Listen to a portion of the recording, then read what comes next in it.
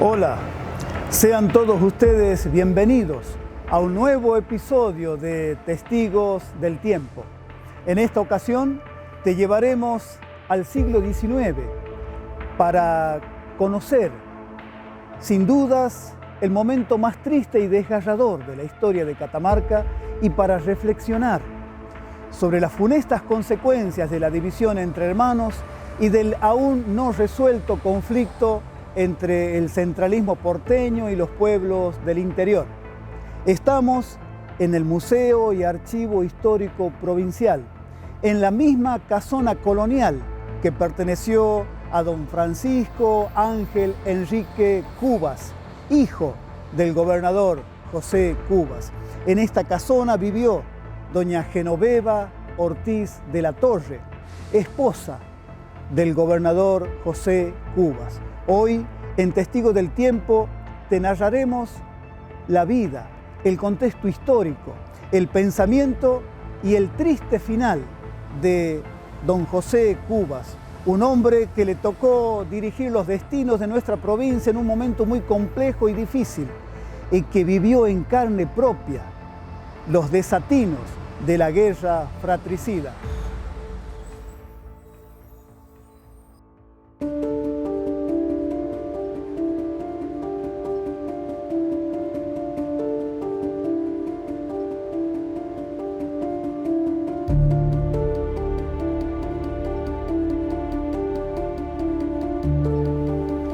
José Cubas fue un exponente político importante en el siglo XIX. Quizás la forma en que murió, digamos, hace que olvidemos un poco su actividad política. Él pertenecía a una familia principal de la sociedad catamarqueña. El fundador de la familia Cubas había llegado desde Santander, se había casado aquí con una heredera importante, Francisca de Nieve y Castilla, y a través de ella y de ese matrimonio se consolida el capital material y simbólico de la familia Cubas.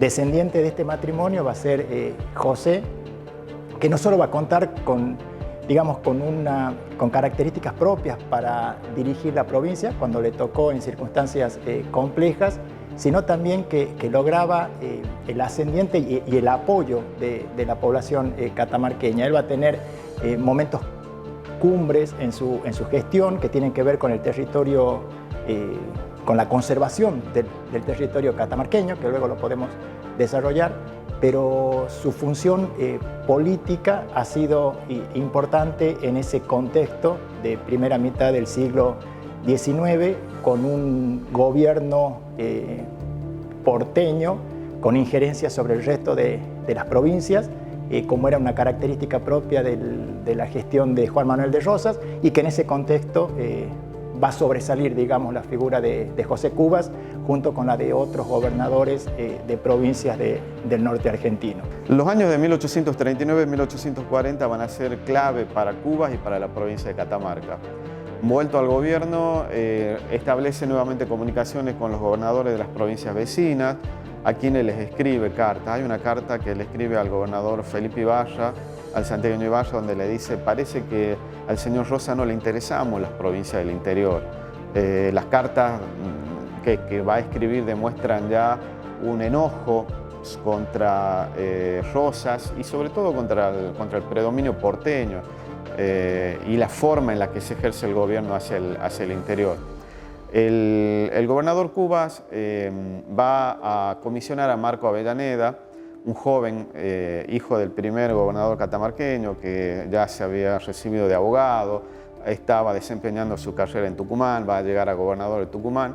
Lo va a comisionar para que firme tratados con las provincias de Tucumán y Salta, en un contexto político muy complejo ya para la Confederación Argentina.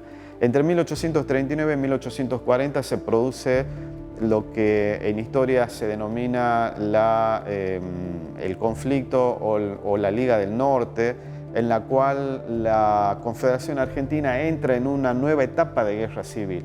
En este caso es el general Lavalle quien va a conducir las fuerzas unitarias, que es la denominación que Rosa le daba a todos sus enemigos, él los calificaba de unitarios. Con estas fuerzas el general Lavalle va a intentar vencer a Rosas, pero no lo puede vencer. En una serie de batallas, el general Lavalle va a ser derrotado. Luego de la derrota de Quebracho Herrado, él va a emprender su retirada hacia el norte y va a recaer todo el peso de la campaña sobre las provincias del norte, y las cuales se van a unir en una entidad que va a recibir el nombre de Liga del Norte o Liga del Interior.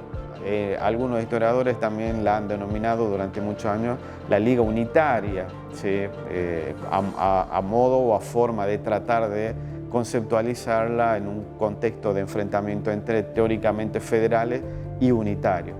Esta liga se va a constituir con las provincias de Salta, Jujuy, Catamarca, La Rioja y Tucumán. Las 5 provincias van a firmar en el año 1840 lo que en historia conocemos como el Tratado del Norte o Tratado de la Coalición del Norte, cuya cabeza visible va a ser el gobernador de Tucumán, Marco Avellaneda. Por la provincia de Catamarca, quien firmó este tratado va a ser Marcelino Augier, un hombre de larga trayectoria en las filas del Partido Unitario y posteriormente Partido Liberal, quien va a representar el ideario en cierta forma de un sector político catamarqueño. Esta Liga del Interior o esta Liga o Tratado del Norte le va a retirar a Rosas lo que se denominaba en la época la representación de las provincias en cuanto a el manejo de las relaciones exteriores. O sea, Rosas desde 1835 había detentado la representación de la Confederación frente a las potencias extranjeras, frente a Inglaterra, frente a Francia. Bueno, esta liga le retira ese cargo o esa facultad que tenía Rosas de representarnos en un contexto internacional. Esto obviamente para Rosas significaba una declaración de guerra, él lo ve directamente como una ofensa y actúa en consecuencia. Todo aquel que estaba en contra de él era su enemigo. Y esta determinación que tomaron las provincias literalmente fue una declaración de guerra de la Liga del Interior en contra de Rosas. Él, obviamente, sabiendo que Lavalle se movía con los restos de su ejército por el norte, obviamente organizó una fuerza, un cuerpo expedicionario al mando del general Oribe, quien sería encargado de realizar la persecución de estos restos del ejército del norte. Aquí hay que aclarar que las provincias del norte por lo general tenían sus tropas, eran por lo general hombres que no estaban preparados para la lucha. Las tropas porteñas sí eran hombres de ejército formados con armas de primera, con uniformes, muy bien entrenados en la guerra. Venían del sitio de Montevideo, eran tropas ya experimentadas. Mientras que las provincias por lo general no contaban con ese tipo de soldados, podríamos decir, hombres habituados a la guerra. Por lo tanto, se encontraban en una situación de desventaja frente a las tropas frente a las fuerzas regulares que podía poner Rosas en campaña, aparte de tener comandantes experimentados en el tipo de guerra característico del siglo XIX. Con esto, en este contexto de guerra es que derrotado Lavalle, las fuerzas van a avanzar sobre las provincias, sobre todo primero La Rioja y posteriormente Catamarca y Tucumán. El general Lavalle va a ser perseguido, muere en una escaramuza hacia 1841 y los soldados que lo acompañaban van a llevar los restos, cuentan la tradición. Su cuerpo fue desmembrado y llevado a lomo de mula hacia Bolivia, que recibió a todo el grupo de unitarios, como se los denominaba, les dio acogida en Bolivia a todo este grupo de hombres que logró escapar, sobre todo luego de la batalla de Metán, que fue la batalla decisiva que marca la derrota de la Liga del Interior. Lo que vino después fue la puesta en orden, como decía Rosas, de las provincias, como el caso de Catamarca. Luego de matar al gobernador de Tucumán, la poderosa expedición ingresa al valle central de la provincia de Catamarca por el Cerro Ancasti, por la actual Cuesta del Portezuelo. Se reúnen en la Merced, departamento Paclín, más de 700 hombres, poderosas cabalgaduras, infantería con un gran poder de fuego. Es allí que se decide que los comandantes Benigno Segura y su hermano José cruzaran la Sierra del Gracián para castigar a la guarnición de San José de Piedra-Blanca. Allí se produce una cruenta batalla donde mueren casi 200 hombres catamarqueños que habían preparado allí la defensa al mando de Gregorio José González.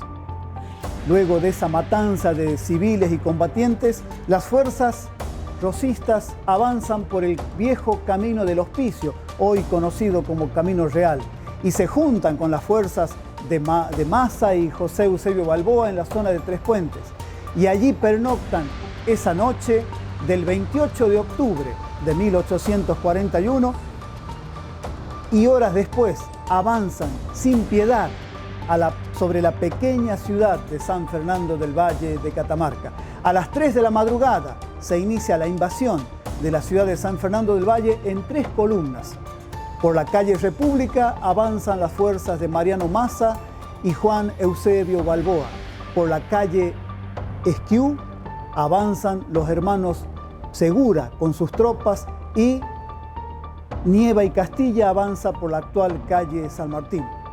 Allí, muy cercano al Cabildo, en la actual esquina de República y Rivadavia, fueron tan cruentos los combates que duraron solo 3 horas, ya que en ese tiempo quedó totalmente vencida la resistencia de las tropas catamarqueñas al mando del coronel Pascual Bailón Espechi.